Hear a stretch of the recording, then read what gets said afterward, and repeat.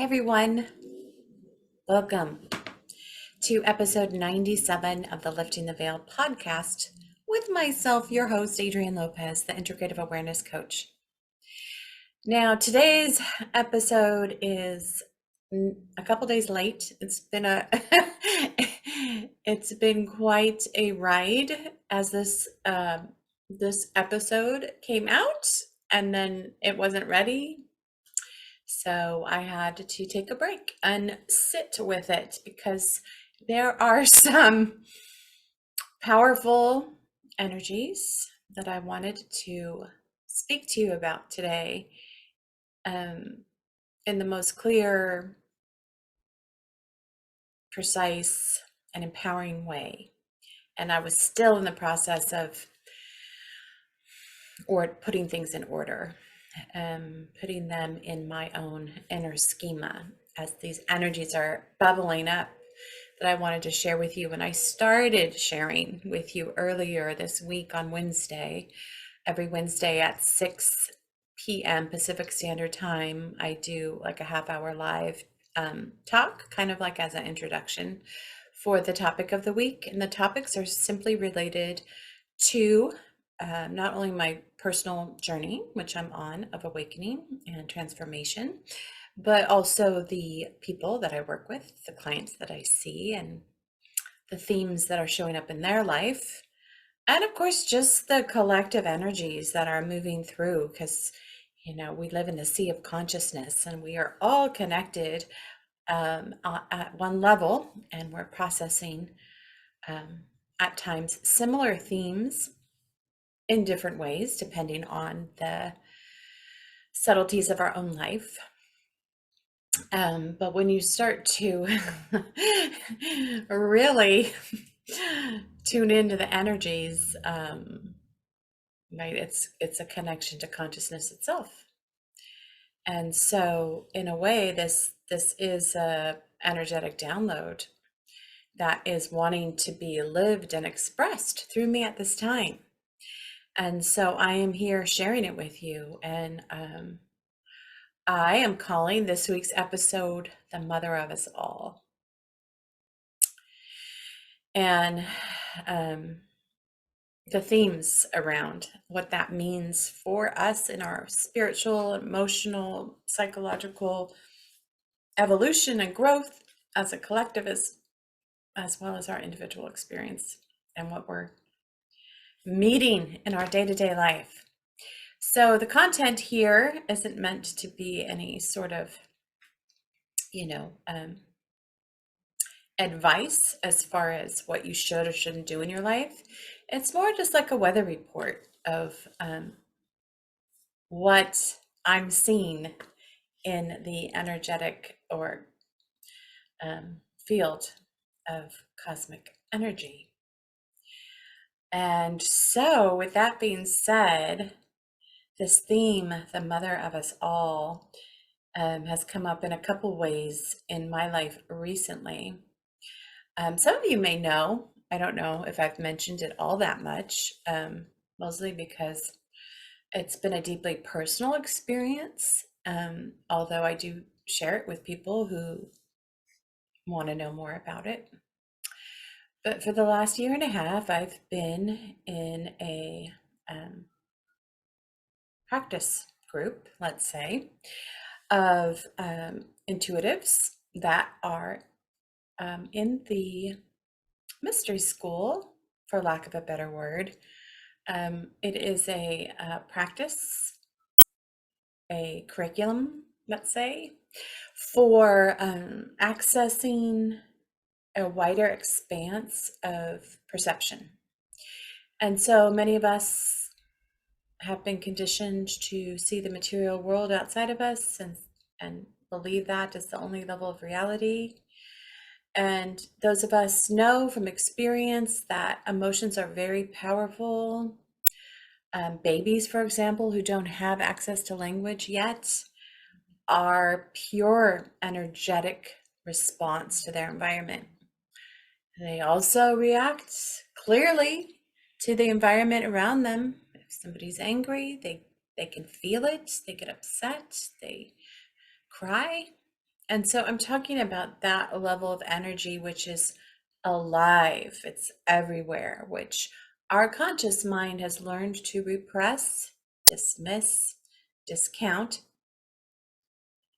Also, as an effect of, I was just looking for my journal because there's a quote I want to read you. Gosh, I don't know where I put it. I think it's right over here, so I'm going to grab it in just a sec. But I have a lot of quotes, and I put them in different places, and then I forget where I put them. But where was I? I was talking about the human mind. You know, we are barraged with thousands of bits, millions of bits of information every moment of our lives, and our brain has to decide what is essential to this now moment. It can only, what is that? The reticular activation system, something like that. And so what determines how our brain determines what comes into consciousness is through habitual filters we've developed. And a lot of those habitual filters were a product of our survival. As children, they got put into place, and they have been building our context, our internal schema for how we see the world, because that's the only information that our brain's allowing in. And so it's like it's a system that reinforces its own limitation in a way for the purpose of survival, which is beautiful, right?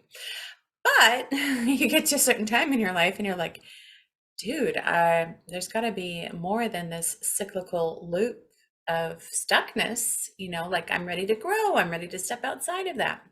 And so this is the time in our lives where we have growth spurts. And so as we continue in our evolution, our perception can shift and change and expand to include different realms of existence besides the one that our reticular activation system is allowing us to have. And so that's how I was pulled into this school of clairvoyance, intuitive development, and practice through the Magdalena School. And those of you that know me as well, don't worry, this is all going to come to a very important point. Trust me. Those of you that know me as well also know that I have been a meditator and yogic practitioner for over 22 years. And this experience has allowed me to continue to develop and fine-tune my awareness, as well as my inner capabilities to hold, manage, interpret my inner experience with people in helpful ways. That creates a sense of healing and order. Because a lot of us in our lives are so caught up in this outer world of imagery, this projection. In yoga, they call it Maya, the illusion of reality. And really, the reason why it's called an illusion of reality is it's secondary. It's a product of our energetic interpretation and experience that then gets projected outside through what we allow into our perception. And if we're under stress or we are in fight, flight, or freeze, that lens begins to narrow and we only see a very small spectrum of what's really available. So that's where my quote comes in. So let me grab it. I hope I can find it because I really came upon it this week and I was like, dang, that's a good one. Okay. All right, you guys, I found it. Thank you for your patience. So the quote is by Edward Wilson, and I don't know who he is, but I should find out. He says, "We sense fewer than 1,000th of 1% of the diversity of molecules and energy waves that are constantly sweeping around us and through us. The part perceived is just enough to safeguard our personal survival. And I wrote that quote, it looks like, on December the 26th, 2020. So that was the day after Christmas. 2 years ago now, or yeah, 3. That was right before I had left to go to India, right? No, that was a year earlier. Forgive me, my timeline was off. Anyhow, here's another quote that I wrote down underneath it. Apparently, at the time, I was really interested into the idea of the 5 senses, which is discussed a lot in yoga, and how we consume information through the 5 senses. So it says, eyes respond to the photon, the light photon, a razor thin slice of the electromagnetic spectrum. And then I followed it up with this: elephants rumble. Elephants rumble is too low in frequency for our ears. So clearly, I had created that collection of quotes as a way of explaining to myself. This was before I started my intuitive practice full time, that there are many layers of information, and that if we could find a way to expand back into the fullness of our sensory perceptions, not just our ability to see with our physical eyes, but that sensory perception that is, for example, what they call clairsentience, which is the ability to feel. Many empaths and sensitives have this ability. They might not have distinguished it or known what it was, but it can be used as a superpower. But when you're not aware, like I think when I was growing up, I just assumed everyone was like that because that's the way I saw the world, and it's just not that way, as I eventually discovered.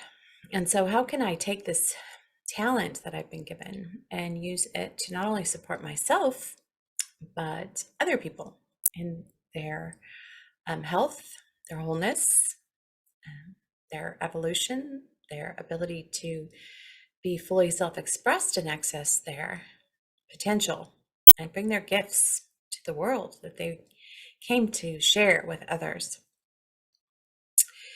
So I tell you all of this as a segue into the topic this week, which is the mother of us all. And some time ago, I guess it was the beginning of 2020. It was December the 31st that I had gone to India. And then in February, I had gone to Guatemala, where I had done a month-long sound healing residency and cacao ceremony leadership program, class, group, whatever you want to call it. And anyhow, there I was introduced into a writer and sound healer named Lars. What's his name? Lars Mule, I think that's his name. And I'm sorry, I'm bad at names. Anyhow, he has written several books about Christ consciousness and the light body and sound. And he wrote a beautiful song. I'll put the link into the description of this podcast. Yeah, Lars Mule. He's Danish. He wrote a beautiful song, a tribute to Mare. And I'm not sure if he just, yeah, he does. Before he sings the song, he gives a little history on the etymology of the name Mary. And there's so many Marys in the Bible. Jesus had three main Marys. And so he talks about Mary being not necessarily a name, but a title. And that Mary is rooted in the word Mar, or ocean. And so, in a way, these Marys were the keepers of the ocean. And what does that mean, to be a keeper of the ocean? And so I'm getting to it. Be patient with me. So, keepers of the ocean. So, as a sensitive and empath, this may be your experience as well. And if it is, I would love to hear from you about how it's shown up in your experience and where you're at in your journey, your spiritual journey and evolution. Anywho's, so there, I mean, I didn't have the words for it when I was younger because I just didn't know it was available. And all these years, right, that I've been living on this planet, I have been looking for the vocabulary. I've been looking for the construct to explain and make sense of my experience in a world where the tools have not been available, let's say, readily available. They're out there. I found them in yoga. I found them in meditation. I found them in mystery schools. I found them in wisdom traditions. And when you find something that resonates with your heart at a soul level, it's like medicine. It's like salve for your soul, because it's recognition that your experience is actually valid and true and authentic, even if other people cannot recognize it. And this has been extremely disempowering for me, as I know it has been for many others. And so this provides the setting and the backdrop for our lives. And in my life has been a story of a search, a quest for the truth with a capital T, right? It's taken me many places. It's taken me around the world. It's taken me to every world religion. It's taken me to multiple practices of meditation and energy healing and alternative modes of clarity and information and truth. And what occurred to me recently, this week and last week, I should say, it's been happening for a while now, that it's like our soul, our spirit, the fullness and beauty of who we are. And I'm speaking from a personal experience here, just because it's the only place I can speak from, that I was trying to plug in to the fullness of my humanity with the partial map, with the incorrect map, with big parts of the map missing. And I kept trying to fit myself in something that didn't fit because it wasn't all there. And the part that was there wasn't necessarily in alignment with my life force, with what felt like home to me, what felt like flow and safety and love. And then, of course, this gets projected back on oneself, like, what's the matter with me? Why can't I just be happy? Why can't I just, have a job and a car and make a lot of money and, um, all of these things that we're taught are fulfilling and will make us happy. Um, but, that wasn't my path because it just didn't feel right. And I'm like, I'm not going to do something that doesn't feel right. I don't know what. I didn't know at the time. Like, I don't know what doesn't feel right, but it just seems off. And so I thought it was me. I thought I was off, right?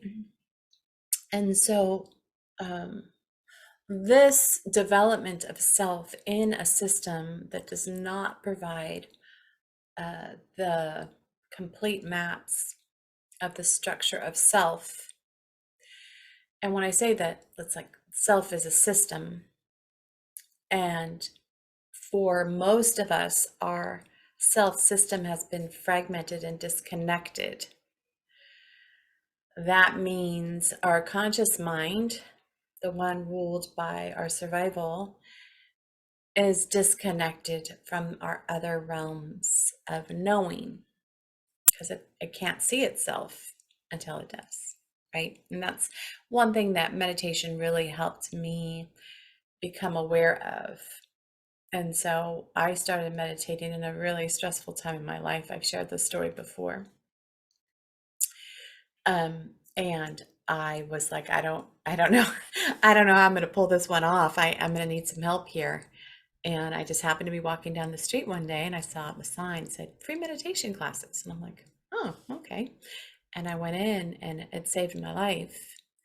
And that was when I was first introduced to the sea within. I didn't call it the sea within because I didn't know what it was. And it was a little bit scary and it was a little bit confronting and it was a little bit overwhelming. But all the people there were sitting with it.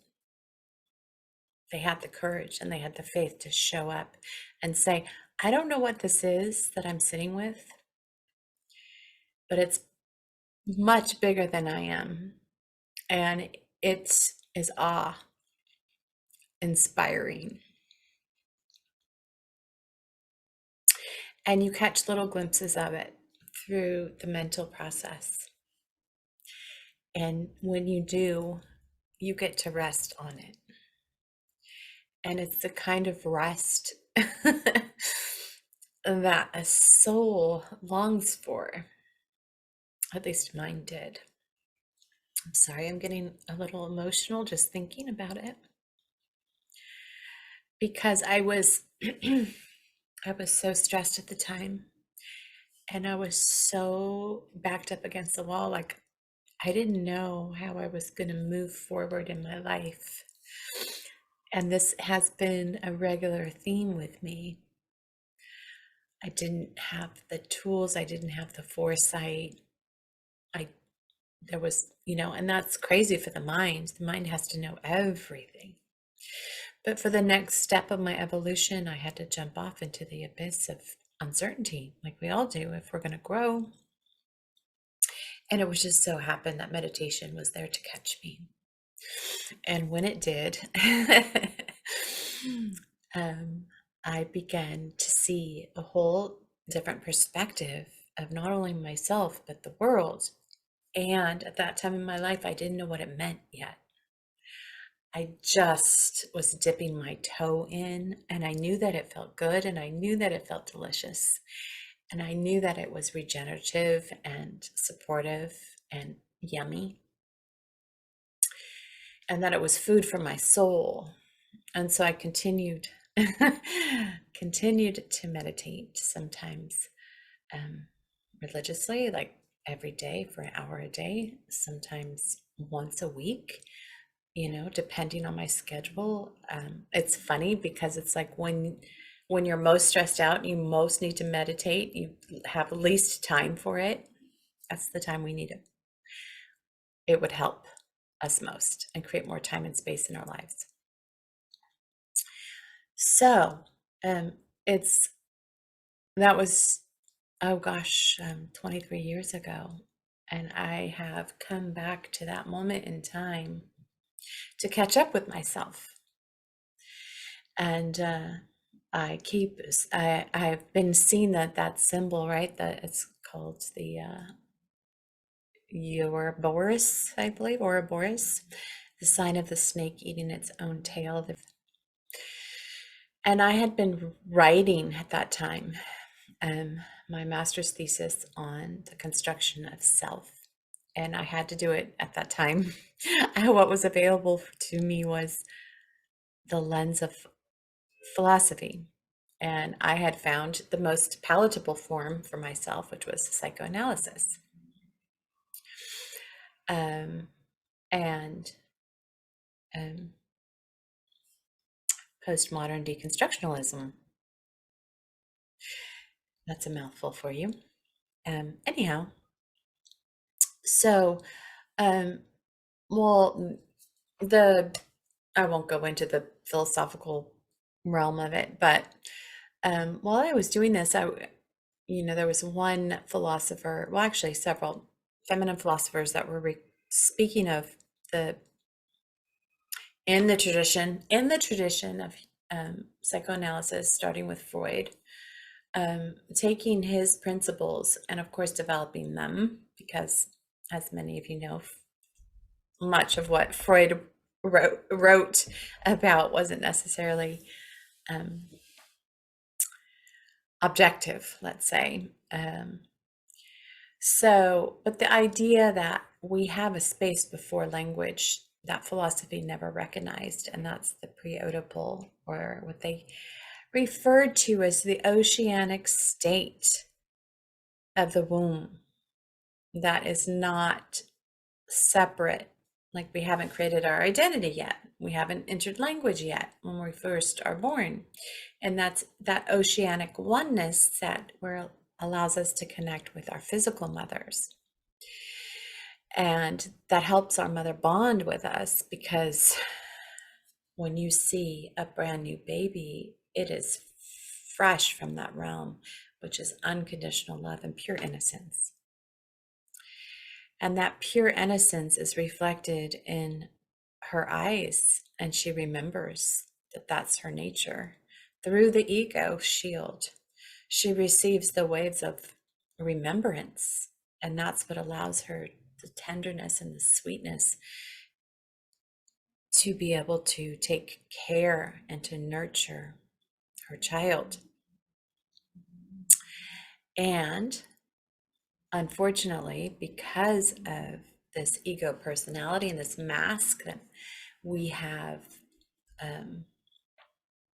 had to develop, that we develop out in the world, that many of us misidentify as the fullness of who we are, doesn't always make us real available to that field in which we all come from, which is this oceanic field of consciousness, which is the vibrational equivalent to unconditional love and innocence.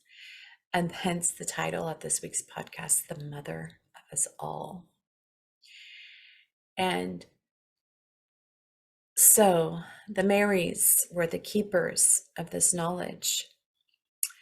They were the keepers of the ocean, of this state of being that allowed the Christ consciousness to enter the body.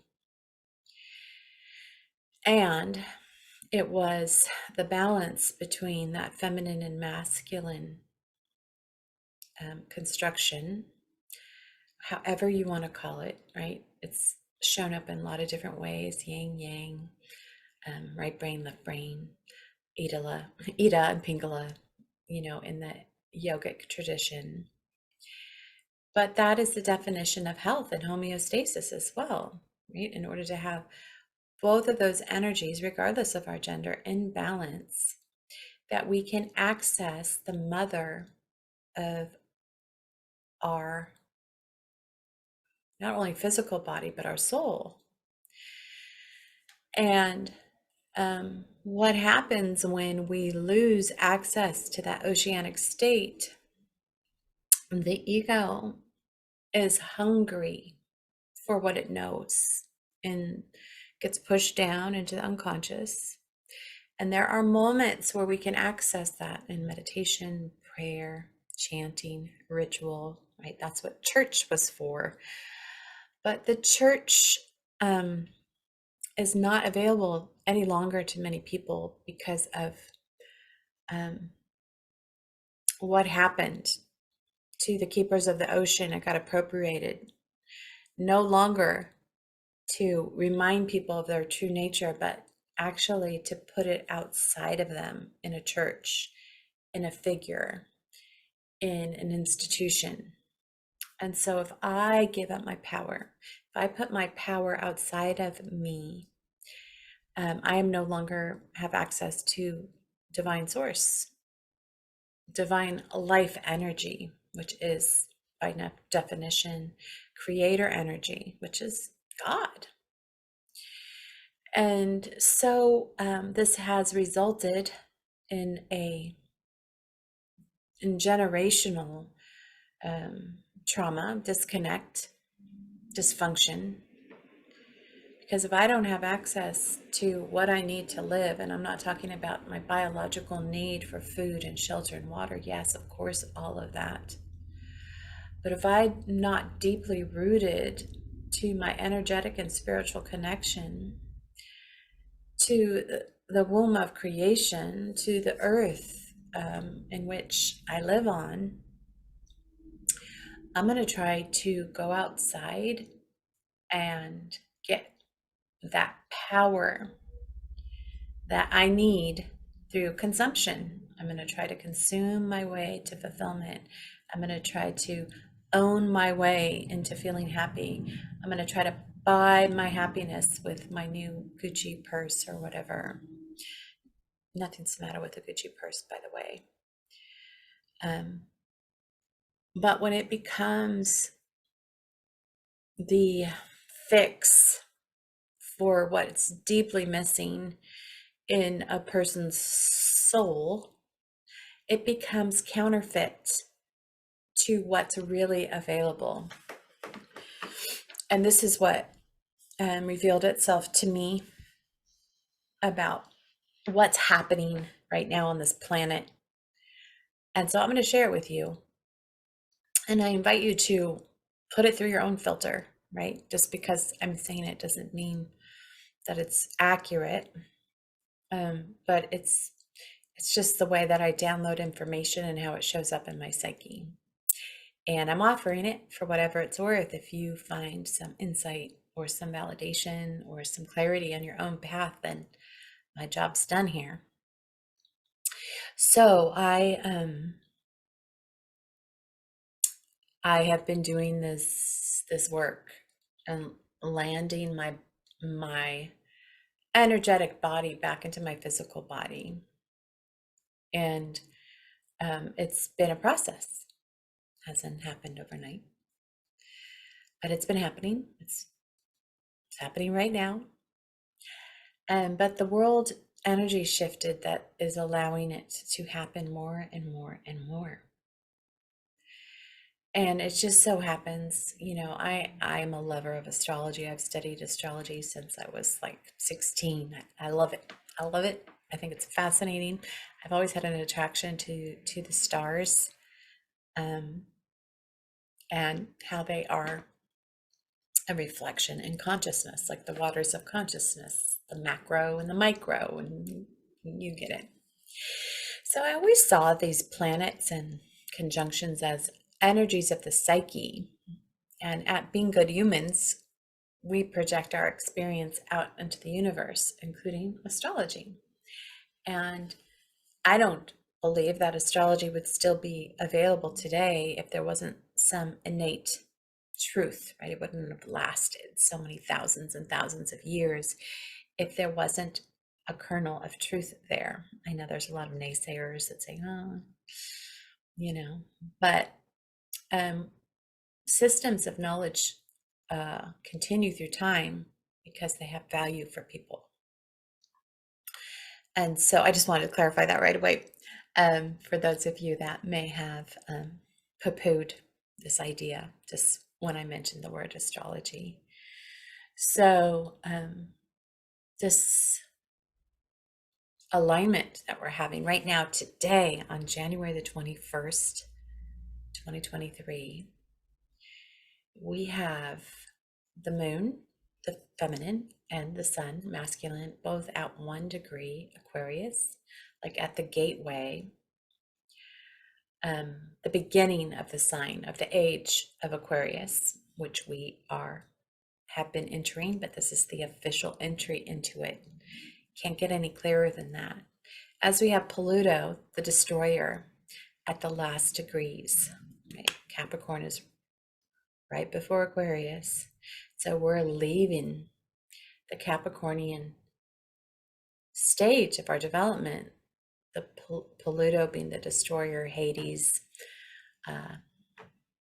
underworld, coming out of Capricorn, which is related to the goat, materialism, the devil, for example, and the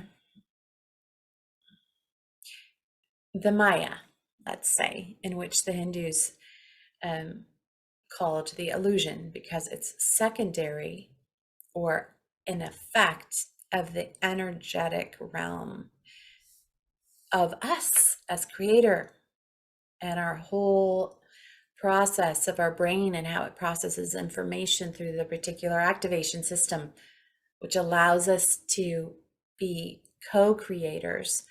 Our mental context, what we believe is available, co-creates our experience at the same time, and they're not separate, right? They're like a mirror. And we get this not only from quantum physics, but also through neuroscience.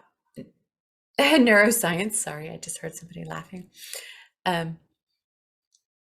Of the mirror neurons. For example, when a mother is looking at her baby, that information is being transmitted, not through language, but through the medium of energy, and it's being reflected back. Bioenergetic mimicry, let's say. And that's how we learn. Most of what we learn the first 2 years of our lives before we have language. And so those emotional imprints are the foundation of our reticular activation system. That's just like the foundation. And then we begin to build and build and build on that. And that starts shaping how we're taught to see the world based on the people around us and how they see the world. Not necessarily as it is, but based on that familial design of survival and power structures and needs, and all of the unconscious survival drives that we have. So as we leave that material realm that Pluto has been in since 2008, when we had the real estate, right, the financial crisis, and now it's on its way out, and it's just been clearing the slate, right? So much so, coming out of that pandemic realm, where even our physical body had to be isolated and removed from other physical bodies, like at a material level, in order for these systems to not only reveal themselves, but to start breaking down. And I'm not going to go into that whole story right now. I could write a book on it, right? I'm not going to do that. But we have this heralding in of the new age. And at that time, we also have Jupiter, the king of planets, right next to his wife, Juno, the asteroid, in Aries. And Aries rules the self, the construction of self. how we have been allowed to not only imagine what a self is, how it functions in the world, the levels of freedom, the levels of everything, right? Our whole existence has been dependent on the idea of a self and the rights, for example, in the United States of America, that were um, that were created at the moment our country was created, that we would have unalienable rights. Of course, what was really happening was there was a certain group of people, white male landowners, that were being described as a legal entity called self, that was granted a certain series of rights. Now, through the over 200 years, there's been expansions, but the self is no longer tenable. It's no longer viable because it's not allowing us, all people, right? We the people. That's the sign of the. That's the motto of Aquarius. We the people, which is expressed in the individual self, which is happening in Aries right now. Next to Chiron, the wounded healer, the wounded self that can't function because it doesn't have all of its parts. And this is like this immune system, the vitality, that natural expression of our humanity that has been restrained and restricted and not allowed to fully come online in the old medium, where power is outside of us, in a god, in an institution, in a government. And now that power is coming home to the people because Aquarius is the water bearer, right? That's the sign of the urn being poured out to the people. And it's not water that's being poured out. It's energy. And it's not just any kind of energy. It's the mother of us all energy. It is pure, creative soul energy that the human self has been trying to live inside of without. Like, we didn't have it. We had to go to a church. We had to go to a governmental agency to get authorized to give us our power, because we didn't have it. We had to have a job. We had to have money. And I'm not saying that we don't have to have a job now or money, but we're in the process of shifting the whole center of gravity for the self itself based on what's happening in the sky. And really, what that astrology is doing is just validating what you might already feel in your body. what I'm already feeling in my body. In fact, when I looked at the chart, I was like, hell. How did they know? How did they know that that's what's happening right now? How did the sky know? And so these are the things, right? The keepers of the ocean are the astrologically the maiden with the urn. And she's here to serve the people, not some people, but the human nature. And so this return to Aries, which I was speaking about, which is the self, and having that self be defined by that internal source of power, which is available in all of us. And I'll give you one short example before I let you go, because this is getting a little bit longer than I planned. So, as a yoga practitioner and a lover of yoga, and all the poses that were created by rishis and yogis thousands and thousands of years ago, were meant to help prepare the body for that energy to be housed in the physical body.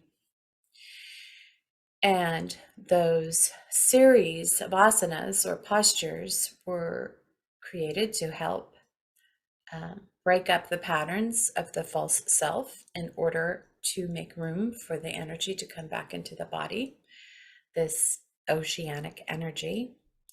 And you can see this through, for example, the breathing practices, because breath is life.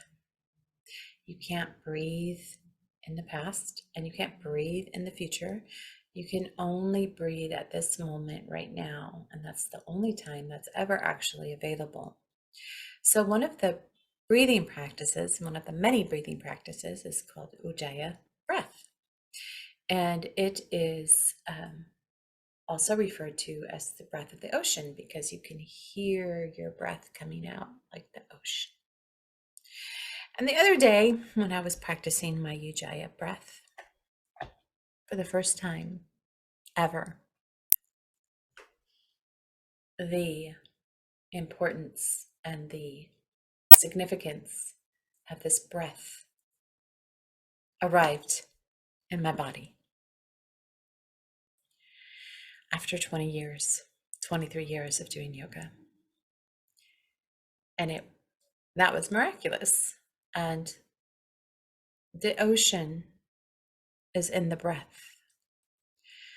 The ocean is in your chest. It is pure source inside of you. And if you are rooted to that source internally, there's nothing outside of you that you need, because that breath is creative energy itself. It is the breath of life. It is source. It is God in you. And just to field any blasphemous comments, I'm not saying you're God. I'm saying God is expressed through each and every one of us equally, if we're open and available. And in this way, the Mares, the keepers of the ocean, were a keeper of a vibration of being in the fullness of who we are, our birthright, which is returning to the planet right now. It's a monumentous occasion, a historical event. And it's always been on the planet. It's not like it left, but it got hidden, and it got put in corners of the earth in mystery schools and wisdom traditions. It was hidden in nature, in art, in poetry, in music, in dance, in religious iconography. It's always been there. But it's now being able to return to our awareness consciously and on purpose to meet the unconscious and the conscious, the masculine and the feminine. They're coming back together. And when they come back together, that creates the Christ child. We have the Trinity internally within us. And we then become our own power source, fully empowered. And that medicine begins to wash away all of the false imprints, all of the programming, all of the hurt, the wounding, the misinformation, the misidentification of self, the addiction, the codependency, the suffering. And so this is really a celebration of liberation. And the waters are beginning to flow into the parched land.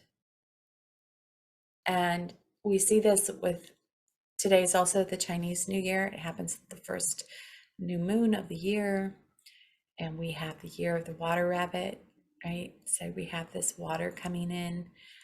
Same with the water bearer.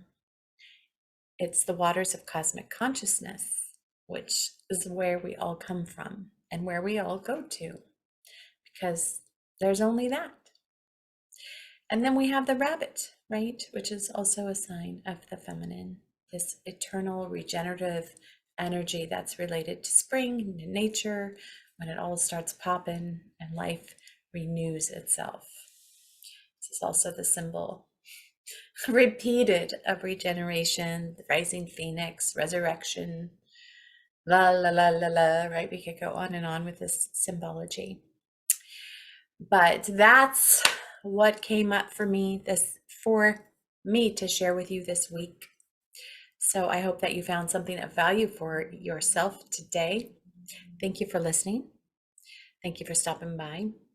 If you did find something valuable or meaningful, leave a comment, please share, leave an emoji. I have a goal this year to reach a listenership of 10K for 2023. So I appreciate your support any way you can. Listen, share, comment, any of that. And if you'd like to find out more about the work that I do, I'm going to invite you to check out my website at www.mindheart-space.com. I will also put that link into the description of this podcast so you can access it there. Everyone is welcome to book a free 20-minute consultation with me, where I might help support you on uncovering your own magnificence in ways that you're committed to for 2023. All right, my dears, good seeing you all. Until next time, please remember what a valuable treasure you are, and bye for now.